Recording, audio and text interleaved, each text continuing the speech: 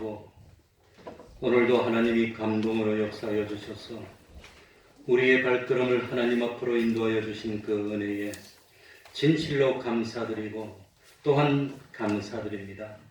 하나님 아버지, 세상에서 높아지고 세상에서 대접받고 세상에서 부귀영화를 누리려고 하는 그런 어리석음을 범치 않도록 하여 주시고 세상에서는 열심으로 심어서 하늘나라에서 영원히 거두는 영원한 것으로 거두는 그 수입을 우리들의 수입으로 삼을 수 있는 성도 될 수 있도록 하여 주옵소서.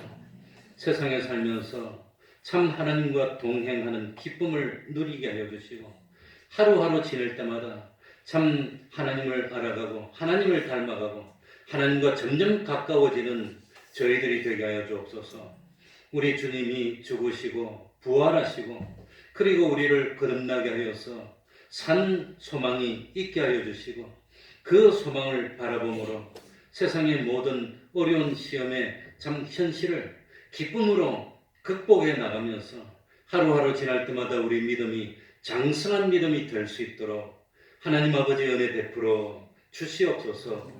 하나님 이 시간에도 찾아와 주시고 마음문을 열어주시고 참 찾아오시는 주님을 영접하는 기쁨 누리게 하여 주셔서 세상 사람들이 알지 못하는 영원히 계속되는 이 천국의 기쁨을 가지고 오늘도 구원의 길을 갈 수 있는 저희들이 다 될 수 있도록 하여 주옵소서.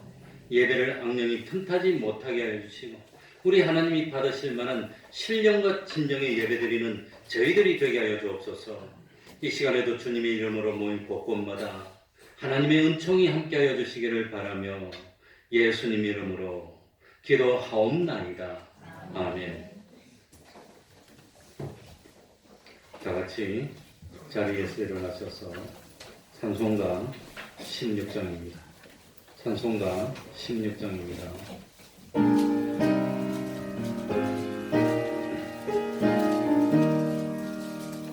내 주님 살아계시고 날 위해 계시네 그 주신 사랑 위하여 나에게 되었네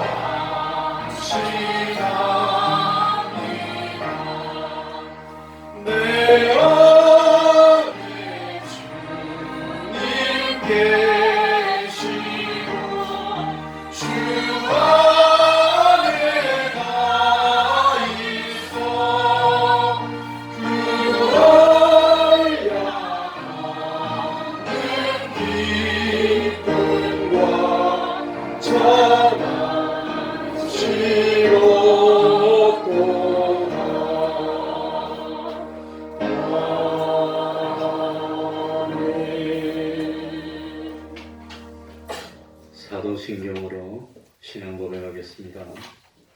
전능하사 천지를 만드신 하나님 아버지를 내가 믿사오며 그 외아들 우리 주 예수 그리스도를 믿사오니 이는 성령으로 잉태하사 동정녀 마리아에게 하시고 본디오 빌라도에게 고난을 받으사 십자가에 못 박혀 죽으시고 장사한 지 사흘 만에 죽은 자 가운데서 다시 살아나시며 하늘에 오르사 전능하신 하나님 우편에 앉아 계시다가 저리로서 산자와 죽은 자를 심판하러 오시리라. 성령을 믿사오며 거룩한 공예와 성도가 서로 교통하는 것과 죄를 사하여 주시는 것과 몸이 다시 사는 것과 영원히 사는 것을 믿사옵나이다. 아멘. 자리에 앉으셔서 찬송가 391장입니다.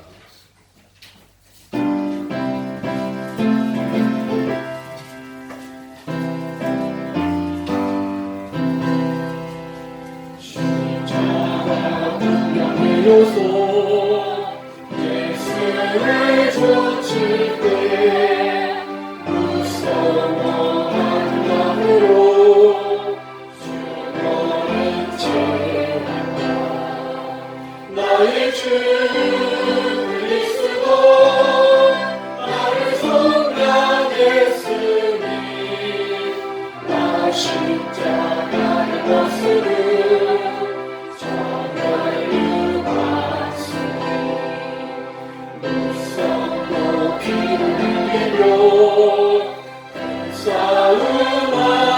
싸움하는데 나 어찌 편히 누워서 상과 비바랄까. 나의 주 그리스도 나를 성량했으니 나 십자가를 벗으니 정멸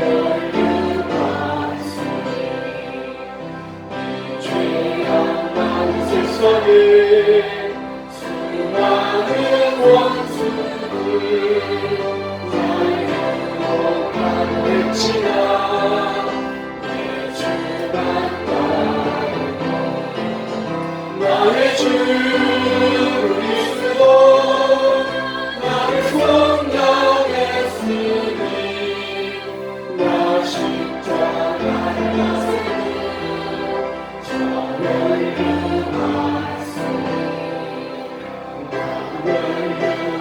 쓰려고 돈 바쳐 싸울 때 주에게 용기 주시사 이기게 하소서.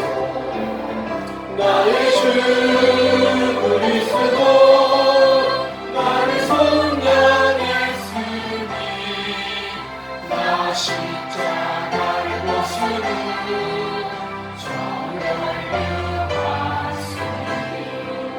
승리의 그이여 십자가 운명을 대가를 흘려 영광을 주님께 돌리네. 나의 주 그리스도 나를 성량했으니 나 십자가를 벗으니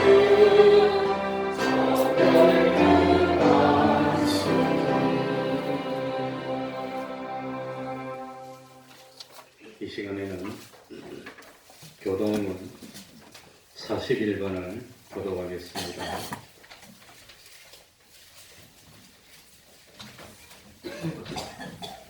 교동문 41번입니다.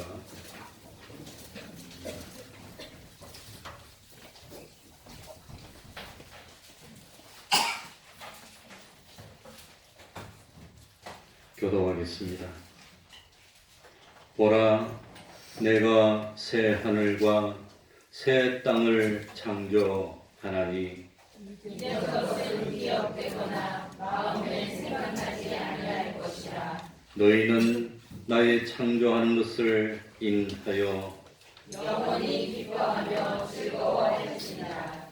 보라, 내가 예루살렘으로 즐거움을 창조하며 그 백성으로 기쁨을 삼고 내가 예루살렘을 즐거워하며 나의 백성을 기뻐하리니 우는 소리와 부르짖는 소리가 그 가운데서 다시는 들리지 아니할 것이며 이와 어린 양이 함께 먹을 것이며 사자가 소처럼 집을 먹을 것이며 댐은 흙으로 식물을 삼을 것이니 나의 성산에서는 배함도 없겠고 상함도 없으리라.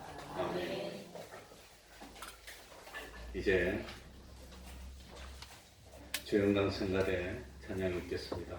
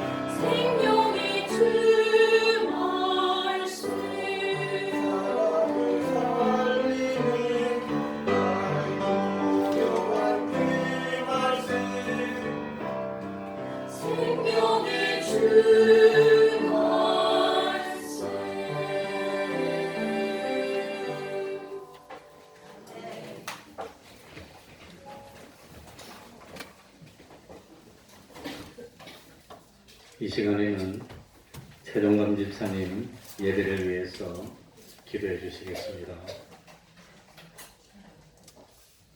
다 같이 기도드리겠습니다.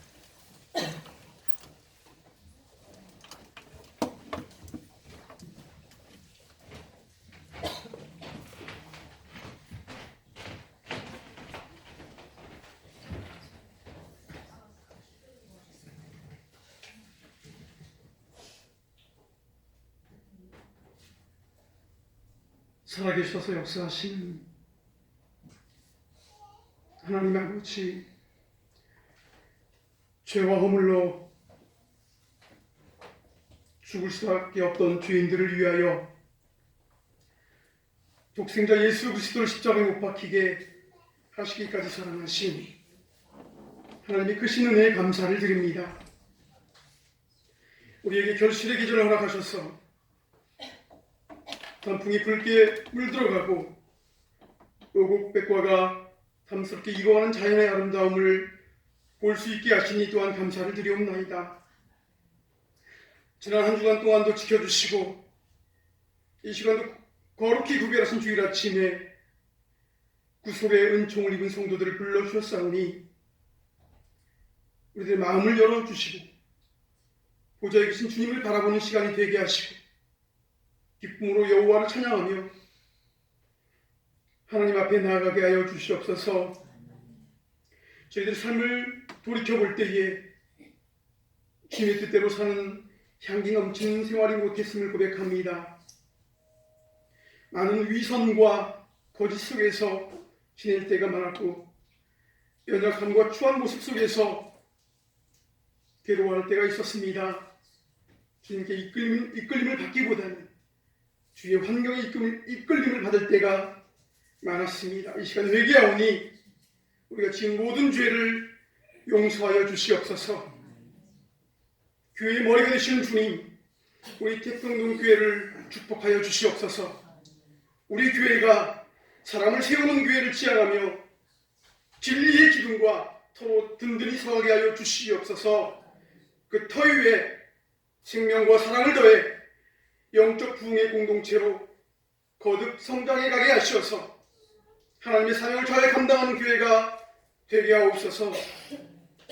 하나님의 선하시고 기뻐하시고 온전하신 뜻이 무엇인지를 분별하여 믿음의 역사와 사랑의 수고와 소망의 인내를 기억하여 믿음의 소문이 나는 모범적인 교회가 되게 하여 주옵소서.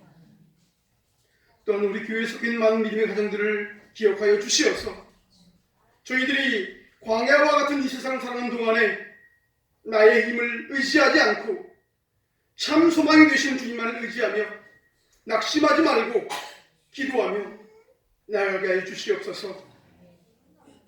하나님이 주시는 꿈이 나의 비전이 되게 하시고 예수님의 성품이 나의 인격이 되고 성령님의 권능이 나의 능력이 되게 하여 주시옵소서. 우리가 하나님 안에 거하고 하나님과 동행하여 빛 되신 주를 쫓아가며 그리스도인의 온전한 능력을 나타내면서 살아가게 하여 주시옵소서. 이 시간 말씀을 들고 서시는 하나님의 종 목사님에게 성령의 능력으로 붙들어 주시고 영육간의 강건함을 허락하여 주시어서 능력의 말씀과 살아 역사하는 생명의 말씀을 온전히 선포하게 하옵소서. 오늘 이 예배 가운데 임재하신 주님, 저희가 예배 가운데 하나님을 만나기를 원합니다. 말씀을 듣는 저희들의 마음이 은혜를 사모하도록 마음을 열어주시고 저희들에게 들을 귀가 있게 하시어서 오늘 주시는 말씀으로 고치고 깨어지고 위로받고 새로운 희망으로 다시금 빛된 자녀로서 살아가도록 인도하여 주시기를 원합니다. 주님의 영광을 위해 이름도 없이 빛도 없이 충성하는 주의 일꾼들을 기억하시고 축복하여 주시옵소서. 오직 하나님께 영광 돌리기 위해 준비한 주 영광 성가대의 찬양을 기뻐 받으시고 저희가 입술로만 부르는 찬양이 아니라 신령과 진정으로 드리는 찬양이 되게 하옵소서. 이 모든 말씀을 우리를 구원하신 예수 그리스도의 이름으로 기도드리옵나이다.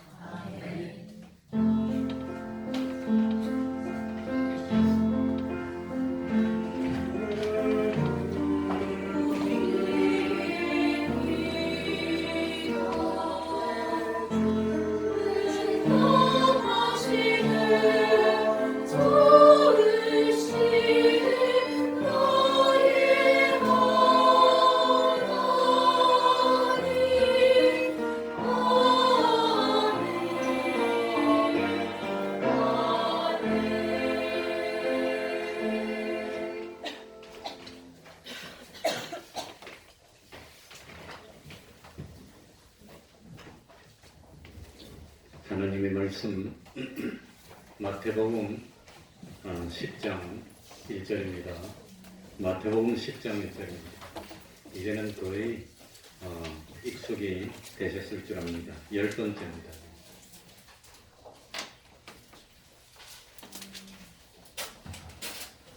마태복음 10장 1절입니다. 제가 읽겠습니다. 예수께서 그 12 제자를 부르사 더러운 귀신을 쫓아내며 모든 병과 모든 약한 것을 고치는 권능을 주십니다. 12 사도의 이름은 이러하니 베드로라 하는 시몬을 비롯하여 그의 형제 안드레와 세베대의 아들 야고보와 그의 형제 요한, 빌립과 바들로메, 도마와 세리 마테, 알페오의 아들 야고보와 다데오, 가나님 시몬과 및 가룟 유다, 곧 예수를 판 자라. 아멘. 예수님의 12 사도들을 각기 4사람씩 세 그룹으로 나누면 오늘은 셋째 그룹에 속하는 4사람 가운데 처음 3사람 알페오의 아들 야고보, 다데오, 가나님 시몬 이 3사람의 제자에 대해서 말씀드리려고 합니다. 그런데 유감스럽게도 이 3사람의 제자에 대해서 우리들이 알 수 있는 자료가 거의 없습니다. 사실은 이 성경에 이 3사람의 사도들에 대한 내용은 어떤 경우는 이름 말고는 나오는 게 없습니다. 어지간히 노력하고 자료도 찾아보고 하더라도 이름 말고는 나오는 게 없습니다. 그런데 이 3사람의 제자들 알페오의 아들 야고보, 다데오, 가나는 시몬 이 3사람의 제자들은 마태처럼 성경을 기록하지도 않았습니다. 성경 가운데 이 3사람의 제자에 대한 내용도 거의 나오는 것이 없습니다. 이 3사람의 제자들이 남긴 말이나 행적에 대한 기록이 거의 전무합니다. 그렇다고 해서 우리는 이 3사람의 사도들을 결코 무시하거나 과소평가할 수는 없습니다. 우리는 이 3사람의 제자들이 예수님의 비유에 나오는 한 달란트를 맡았던 종처럼 자기의 사명에 소홀히 했다든지 충성하지 못했다고 생각하면 절대로 안 됩니다. 왜냐하면 이 3사람의 제자들도 자기 모든 것을 버리고 전적으로 주님을 따랐던 제자들이고 특별히 성경에 이 3사람의 제자들이 실수를 했다든지 베드로처럼 아니면 가룟 유다처럼 예수님을 팔았다든지 그런 잘못했다는 내용도 기록되어 있는 것이 없습니다. 만약에 베드로처럼 결정적으로 주님을 배반했다면 아니 부인했다면 그런 게 기록되어 있을 겁니다. 가룟 유다처럼 예수님을 팔았다든지 배반했다면 분명히 기록이 되어 있을 겁니다. 그런데 그런 사실이 나오질 않는다고 하는 겁니다. 그러니까 우리들이 알 수 있는 것은 알페오의 아들 야고보, 다데오, 가나님 시몬 이 3사람의 제자들은 마태처럼 숨겼다고 하는 겁니다. 오른손이 하는 일을 왼손이 모르도록 이름도 없이 빛도 없이 충성하다가 땅끝까지 가서 복음을 전했고 전성에 의하면 3사람 다 순교로 마쳤다고 되어 있습니다. 참 할 수만 있으면 이름을 떨치고 싶고 또 할 수만 있으면 대접도 받고 싶고 좀 유명한 사람이 되고 싶었을 텐데 그런 유혹을 다 이겨냈다고 하는 겁니다. 그리고 하나님 미랄이 돼서 말없이 자기를 아는 사람도 없는 먼 땅으로 가서 생명을 바쳤습니다. 예수님 당시에 수많은 사람들이 주님을 따릅니다. 이 주님이 기적을 행하기도 하고 오병이어를 이 기적을 행할 때는 수천 명이 만 명 이상이 그냥 예수님을 따르고 예수님을 참 왕으로 세우려고 하고 그랬습니다. 그랬던 사람들이지만 사정이 바뀌니까 형편이 바뀌니까 예수님을 십자가에 못 박으라고 소리를 지르고 또 그 많은 사람들이 하나둘 주님의 곁을 다 떠나고 말았습니다. 그러나 이 3사람의 사도들은 끝까지 주님의 곁을 지킨 사람들입니다. 이 3사람의 제자들도 다른 제자들과 마찬가지로 예수님이 부활하신 후에 지상에서 나타나셔서 이 부활하신 육신을 보여줬을 때 이 뭡니까? 처음에는 도마가 없었지만 다 똑같이 그 자리에 있었다고 하는 겁니다. 또 성령을 받을 때도 똑같이 그 자리에 있었습니다. 예수님이 성천하실 때 참 사도행전 1장에 땅 끝까지 이르러 내 증인이 되라는 말할 때도 똑같이 그 자리를 지키고 있으면서 주님의 당부를 받았다고 하는 겁니다.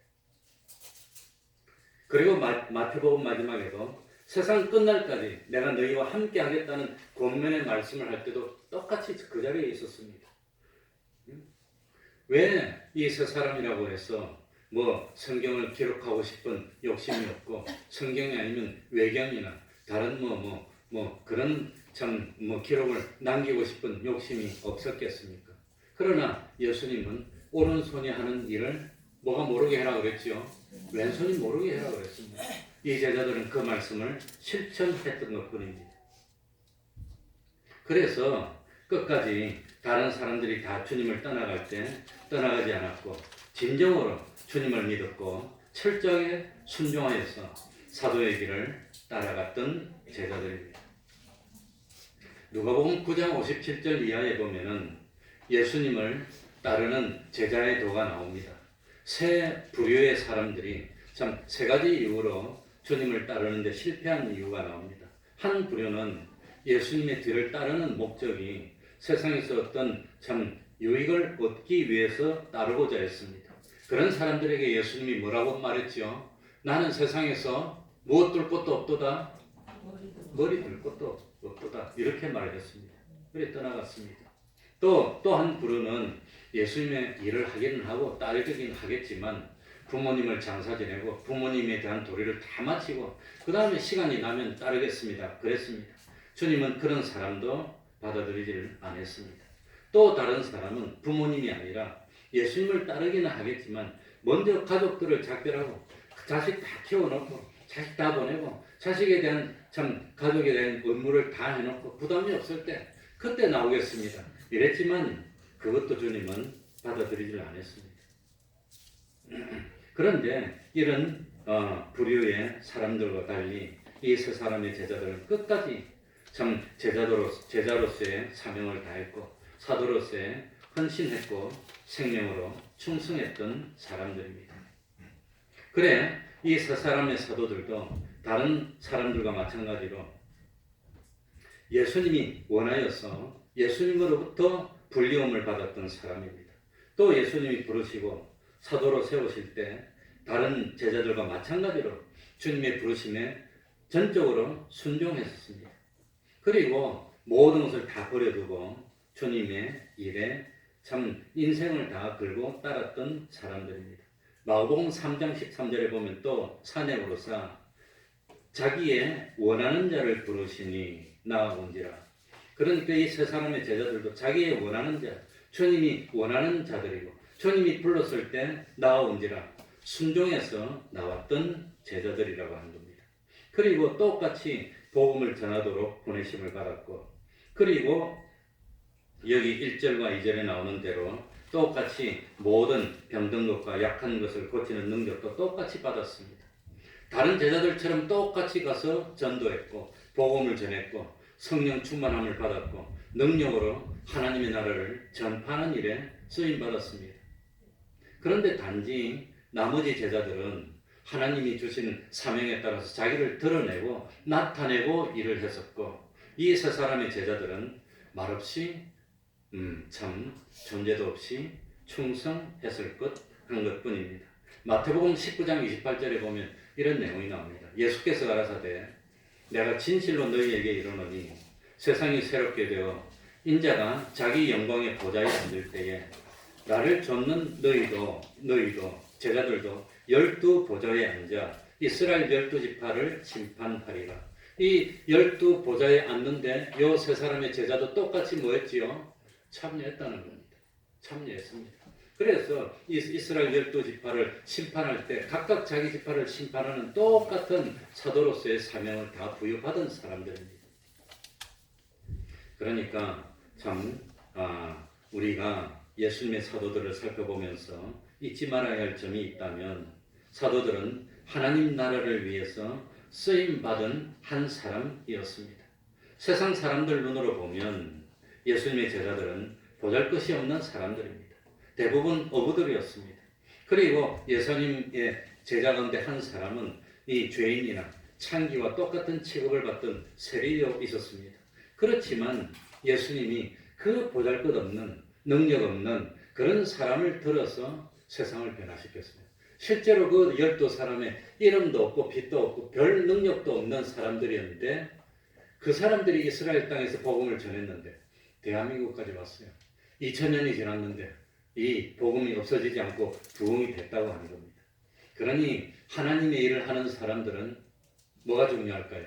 그 하나님의 일을 하는 사람이 얼마나 많은 능력이 있냐, 이것보다도 진정으로 믿어서 하나님에게 뭐 했느냐? 쓰임 받았느냐, 이것이 더 중요하다는 겁니다. 실제로 12 제자들 보면 별로 뛰어난 것도 없고 배운 것도 없고 가방 끈도 없고 집안도 없고 내세울 것도 없었는데도 그런 사람을 통해서 역사를 바꾼 겁니다. 역사를. 그러니까 하나님의 일을 하는 그 사람이 얼마나 능력이 많으냐, 그것보다도 정말로 하나님을 믿느냐, 참 생명 있는 산이라도 바꿀 수 있는 믿음을 가진 사람이냐, 그게 더 중요합니다. 그게 어떤 능력 있는 사람의 손에 붙들려서 쓰임을 받느냐, 그게 문제입니다. 똑같이 화선지가 있습니다. 도화지가 있습니다. 똑같이. 그런데 그 화선지 도화지 위에 내가 그림을 그리면 그거 아무도 쳐다보지도 않아요. 그런데 유명한 뭡니까 고흐나 이런 유명한 화가가 그림을 그리면 그 종이는 말할 수 없는 가치를 가지게 되는 것과 마찬가지라고 하는 겁니다. 그러니 우리는 부족합니다. 사실 우리 태평동 교회 무슨 뭡니까 대단히 뛰어난 아주 대한민국을 빛낸 그런 참 능력 있는 그런 사람이 없어도 실수도 많고 허물도 많고 내세울 것이 또 별로 없고 가진 것도 없고 특별한 그런 능력 있는 사람이 아닐지라도 누구에게 붙들리면 전지전능하신 주님에게 붙들리면 세상을 바꿀 수 있다는 겁니다. 누구에게 붙들리느냐, 그게 문제입니다. 내가 어떤 능력이 있느냐, 그것보다도 하나님이 날 붙들고 능력으로 쓰면 하나님의 능력의 역사에서 바꾸는 거지 예수님의 제자들의 능력이 뛰어나서 바꾼 것이 아니라고 하는 사실입니다. 그러면은 서론을 그만하고 먼저 한 사람씩 살펴보겠습니다. 먼저 알페오의 아들 야고보. 성경에는 야고보라는 사람이 왜 이리 많이 나오는지 모르겠어. 알페오의 아들 야고보. 예수님의 12사도 가운데 야고보라는 이름을 가진 사람이 몇 명이지요? 2명입니다. 한 사람은 누구 아들 야고보? 세베대의 아들 야고보. 또 한 사람은 누구 아들 야고보? 알페오의 아들 야고보. 그러니까 야고보가 2명입니다. 그 두 사람의 야고보를 구별하기 위해서 한 사람은 아버지가 세베대. 그러니까 꼭 쓸 때 세베대의 아들 야고보, 알페오의 아들 야고보 이런 식으로 구별하든지 아니면 큰 야고보, 작은 야고보 이런 식으로 구별을 했습니다. 그래, 마가복음 그런데 알페오의 아들, 알페오라는 이름도 또 이게 문제입니다. 마가복음 2장 14절 또 지나가시다가 알페오의 아들 레위가 야고보가 아니고 레위가 세간에 앉은 것을 보시고 저에게 이르시되 나를 조철하시니 일어나 쫓느니라. 그래서 이 세간에 앉아 있었던 알페오의 아들 레위는 다른 말로 하면 누구였지요? 마태 레위. 그러니까 알페오의 아들이 예수님의 제자 중에 둘이가 나오는 겁니다. 알페오의 아들 누구? 마태 레위가 있고 알페오의 아들 또 누가 있고? 야고보가 있고.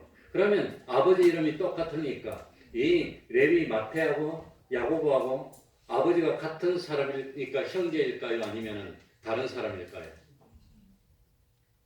다른 사람일까요? 분명히 마태도 뭡니까? 아버지가 알페오고 야고보도 아버지가 알페오고 그러면 어떻게 된다 말입니까?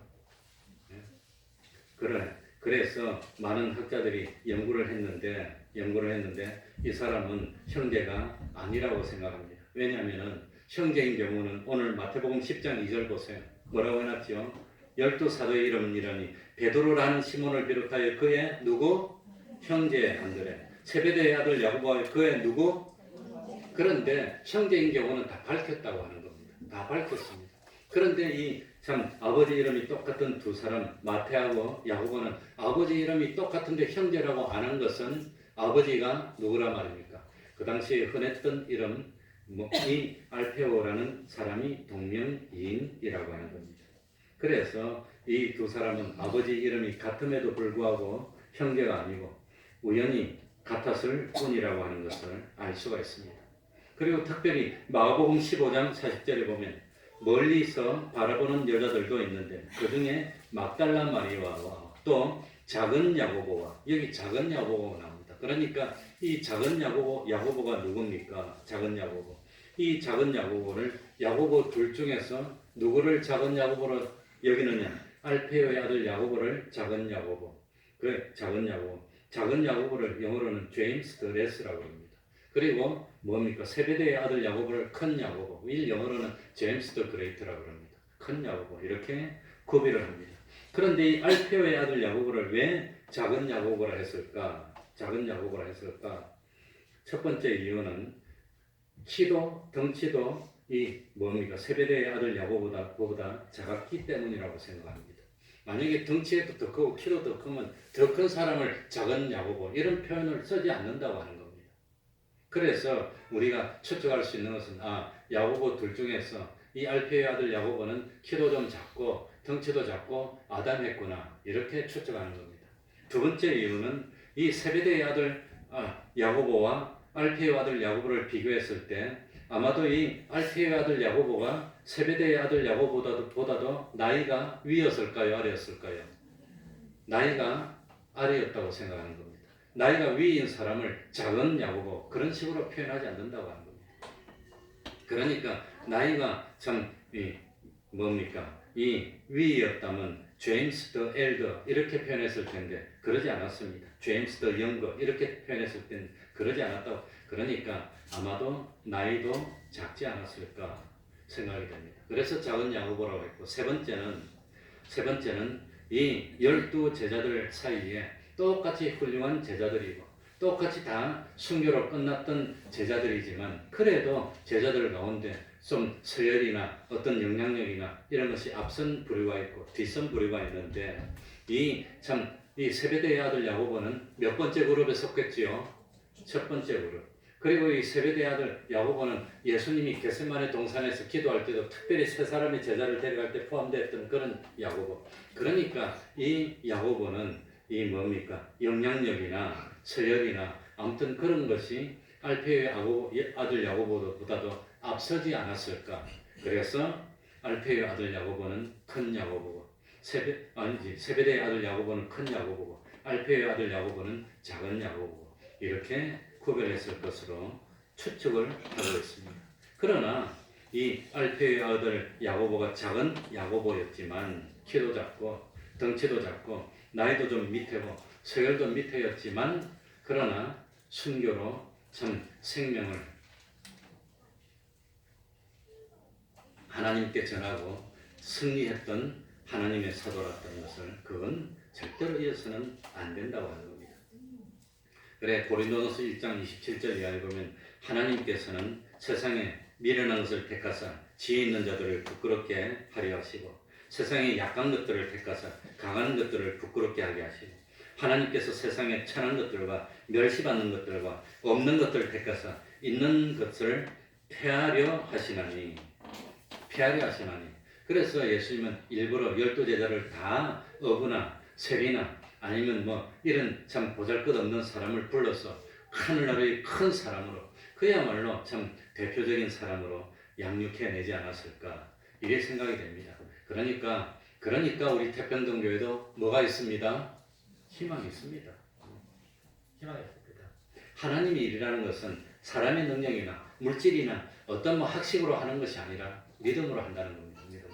그걸 보여주기 위해서 이리 보잘것없는 사람을 불러서 세상을 변화시키는 그런 일을 위대한 역사를 이루어 내셨다고 하는 겁니다. 그러니 우리들도 스스로 낮추면 안 됩니다. 난 아무것도 못해 그러면 안 된다는 겁니다. 하나님이 붙들어 쓰시기만 하면 얼마든지 할 수 있어. 그래야 된다고 하는 겁니다. 이걸 믿습니까? 두 번째로는 다데오입니다. 다데오. 이 다데오라는 사람의 이름이 낱말이 가지는 뜻은 좀 여자의 가슴이라는 뜻입니다. 여자의 가슴. 왜 다데오의 아버지는 참 다데오는 사실은 별명일 겁니다. 여자의 가슴이라는 그런 별명을 붙여주고 부모가 그렇게 읽었을까? 아마도 우리들이 연구를 해보니까 이 다데오는 아마 많은 형제 중에서 늦둥이고 막둥이였을 거로 생각됩니다. 그래서 부모님이 이 부를 때 젖둥이로 부르지 않았을까? 막둥이, 젖둥이. 그래서 이 다데오라는 이름을 가졌습니다. 그런데 이 다데오는 별명이었을 거로 생각이 되고 본명이 뭐였을까? 누가복음 6장 15절 이하에 보면은 예수님의 제자들 이름이 나오는데 마태와 도마와 및 알페오의 아들 야고보와 및 셀룻이라 하는 시몬과 및 야고보의 아들 유다와 및 예수를 파는 자가 될 가룟 유다. 그러니까 이 12제자들의 이름을 쭉 비교를 해보니까 뭡니까? 누가 나옵니까? 야고보의 아들 유다가 나오는 겁니다. 유다. 그래서 다른 사람들을 다 제하고 보니까 야고보의 아들 유다하고 다데오하고 남으니까 이 다데오의 본명이 유다라는 것을 알 수 있습니다. 유다, 다데오. 유다. 그런데 사도행전 1장 13절에도 보면은 이렇게 들어갔대. 저희가 유하는 다락에 올라가니 예수님의 12제자의 명단이 나오는데 베드로, 요한, 야고보, 안드레, 빌립, 도마, 바들로메, 마태와 알페오의 아들 야고보. 그러니까 네 번째 그룹의 사람들이 쭉 나오는데 알페오의 아들 야고보, 셀룻인 시몬, 야고보의 아들 유다가 거기에서. 그러니까 예수님을 배반한 가룟 유다는 사도행전 때는 빠졌으니까 빼고 보니까 누굽니까? 야고보의 아들 유다가 딱 남는 거예요. 이 야고보의 아들 유다가 누구란 말입니까? 다데오라고 하는 겁니다. 다데오. 그러니까 이 누가복음은 누가 기록했지요? 누가가. 사도행전은 누가 기록했지요? 누가가. 그것도 누가가 기록했습니다. 그러니까 누가가 기록한 성경에는 다데오라는 이름을 아예 그냥 없고 그 대신 야고보의 아들 유다라고 기록하고 있습니다. 그러니까 아마 누가는 참 다데오를 본명으로 유다라고. 그런데 가룟 유다하고 구별하기 위해서 아버지 이름을 뭐라고 붙였단 말입니까? 야고보의 아들 유다라고 기록한 걸로 생각이 됩니다. 그리고 뭡니까? 이 마태복음에는 뭡니까? 유다라는 말이 안 나오고 아예 다데오라고 기록해놨어요. 다데오라고 별명을 기록했습니다. 그러니까 우리는 유다, 다데오는 참 본명이 유다고 별명이 다데오였다고 생각이 됩니다. 그런데 이 다데오는 성경에 딱 한 번 행실이 나옵니다. 딱 한 번 나옵니다. 한 번 예수님께 딱 질문하는 내용이 나옵니다. 질문하는 내용. 거기 요한복음 14장 21절에 보면은 나의 계명을 가지고 지키는 자라야 나를 사랑하는 자니 나를 사랑하는 자는 내 아버지께 사랑을 받을 것이요 나도 그를 사랑하여 그에게 나를 나타내리라. 어떤 사람이 예수님을 정말로 믿고 사랑한다면 예수님이 하는 말을 삼가 듣고 명심하고 예수님의 말씀을 어떻게 할 거라고? 계명을 지킬 거라고 하는 그 말씀이었습니다. 그런데 어떤 사람이 정말 예수님을 믿고 사랑한다고 하지만 예수님의 말씀을 귀하게 여기지도 않고 순종하지도 않는다면 그 사람은 예수님을 안 믿는 사람이고 거짓말하고 있다는 뜻입니다. 그래서 예수님의 말씀을 들어도 그 말씀이 마음에 와닿지도 않고 예수님의 말씀이 별로 귀에 들어오지도 않고 중요하게 여기지도 않는다는 것은 예수님을 믿는 마음이 없기 때문에 예수님을 사랑하는 마음이 없기 때문입니다. 이 말을 쭉 하고 난 뒤에 요한복음 14장 22절에 보면 가로딘 아닌 유다가 가로딘 아닌 유다가 누구지요? 가룟 유다 말고 유다가 또 누구 있지요? 다데오가 있다는 겁니다. 야고보의 아들 유다입니다.